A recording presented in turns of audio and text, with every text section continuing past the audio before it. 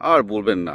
এক মানে বেশ কিছু ছেলে ছেলে ছেলে আবার বলছি বেশ কিছু ছেলে আমাকে জিজ্ঞেস করছে, "স্যার আপনি এত ক্যারিয়ার অ্যাডভাইস দিচ্ছেন, বিয়ে নিয়ে কথা বলছেন। আচ্ছা আমরা তো বিয়ে করতে যাচ্ছি, আমার জন্য মেয়ে খোঁজা দেখা হচ্ছে, কী টাইপের মেয়ের সাথে বিয়ে করা উচিত?"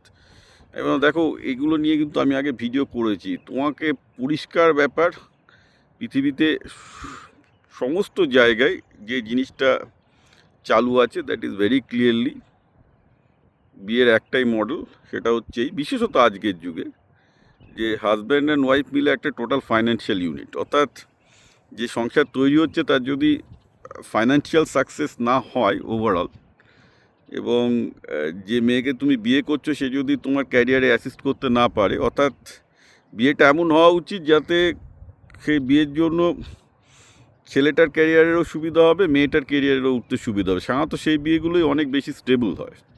বাদবাকি অন্য যে কোনো কেউ একটা বিয়ে করেছে শুধুমাত্র জাস্ট ঘর সংসার করবে বলে, রান্না করবে বলে, most of the marriages fail. এখন এগুলো বলে তো লাভ নেই। পশ্চিমবঙ্গের স্ট্যাটিস্টিক্স দেখাচ্ছে পশ্চিমবঙ্গে প্রায় 40% মেয়ের বিয়ে হয় 18 বছরের নিচে। মানে বাঙালি নিজেকে নাকি খুব প্রগ্রেসিভ, এগিয়ে থাকা জাতি বলে মনে করে, অথচ ভারতবর্ষের মধ্যে সবচেয়ে বেশি নাবালিকা বিবাহিত হয় হচ্ছে পশ্চিমবঙ্গে। যাকে একটু কন্যাশ্রী হওয়াতে একটু কমেছে, সেটা অন্য ব্যাপার, but the fact is it is true যে ওয়েস্ট বেঙ্গল একটা অন্যতম, মানে বাঙালিকে স্বীকার করতে হবে, এটা অন্যতম একটা পিছিয়ে থাকা একটা জাতিগোষ্ঠী, ঠিক আছে?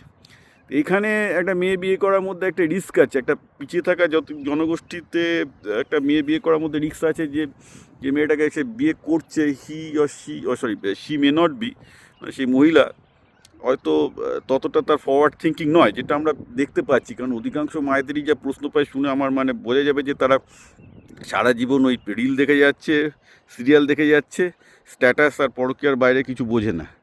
এটা এটা এটা এটা পশ্চিমবঙ্গের মেয়েকে বিয়ে করা এটা খুব ডেঞ্জারাস জিনিস, এটা আমি স্বীকার করছি। কিন্তু দেখতে হবে তার মধ্যেই যে কারা বিজনেস ওরিয়েন্টেড, কারা বিজনেস, কারা ক্যারিয়ার, কারা ফাইন্যান্স, এই জিনিসগুলো ভালো বোঝে, and you jump for that. Obviously এখন যেটা হয় বিয়ের ক্ষেত্রে সাধারণত ছেলেদের প্রেফারেন্সের ক্ষেত্রে নাম্বার 1 থেকে নাম্বার 4 পর্যন্ত প্রেফারেন্স থাকে লুক অ্যান্ড লুককে দেখতে ভালো, তার পেছনে ছেলেগুলো ছুটে তারপর হাত কামড়ায়, 1 বছর 2 বছর বাদে ডিভোর্স হয়ে যায়, মার খায়, তাদের এগেনস্টে 498 কেস ফাই সব কিছুই হবে, মানে একটা পুরুষের লাইফ কথা বরবাদ হয়ে যায়। আমি নিজে প্রচুর রকম বরবাদ দেখেছি। তো naturally you have to be careful of the marriage. আমি আবার বলেছি, এটা আগে বলেছি যে ম্যারেজ হচ্ছে মোস্ট লাইফের important decision. It can pull you আর it can push you, either এটা তোমাকে টেনে তুলতে পারে অথবা ডুবিয়ে দিতে পারে।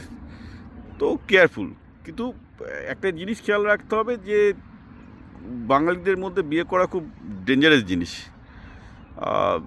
বিকজ অফ দ্য ফ্যাক্ট এটা একটা পিছিয়ে থাকা জনগোষ্ঠী। এখানে জাস্ট একটা রামমোহন বিদ্যাসাগর জন্মেছিল বলে বাঙালি এগিয়ে থাকা জনগোষ্ঠী, যে যে যে ফিলিংটা আপনারা পান, ইট ইজ অ্যাবসলিউটলি রং।